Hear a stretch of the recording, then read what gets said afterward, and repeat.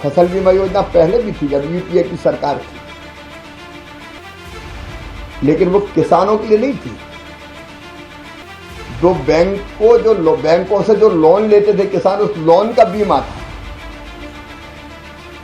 Bankers का पैसा सुरक्षित किया गया था। लोनी किसानों के लिए वो अनिवार्य थी और नॉन लोनी किसान उसमें आते ही नहीं थे। यूपीए की जब सरकार थी तब फसल बीमा योजना की इकाई होती थी ब्लॉक या तहसील, और इसका मतलब यह है कि पूरे ब्लॉक में या पूरी तहसील में फसल खराब हो जाए तो किसान को नुकसान का क्लेम मिलेगा। अब फर्ज कीजिए 5 गांव में 10 गांव में फसल खराब हो गई तो उन किसानों को प्रार्थना करनी पड़ती थी कि पूरी तहसील में खराब कर दो तब हमें फायदा मिलेगा, नहीं तो हमें फायदा ही नहीं मिलने वाला। उस योजना को बदल दिया गया 2016 में, और अब फसल बीमा योजना की इकाई गांव या ग्राम पंचायत बनाई गई। मतलब गांव में भी फसल का नुकसान होगा तो भरपाई बीमा कंपनी करेगी।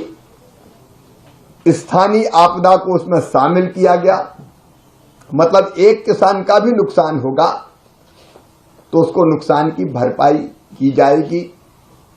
ऐसे अनेकों परिवर्तन उस समय किए गए और बाद में हमने और तय किया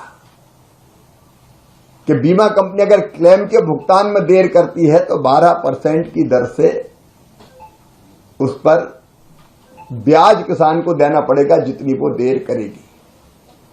पहले कई बार राज्य अपना हिस्सा नहीं देते थे क्योंकि फसल बीमा योजना में एक हिस्सा राज्य सरकार का और एक हिस्सा केंद्र सरकार का 50-50% होता है।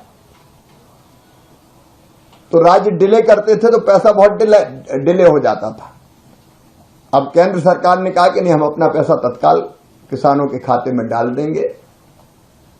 ऐसे अनेकों परिवर्तन फसल बीमा योजना में किए गए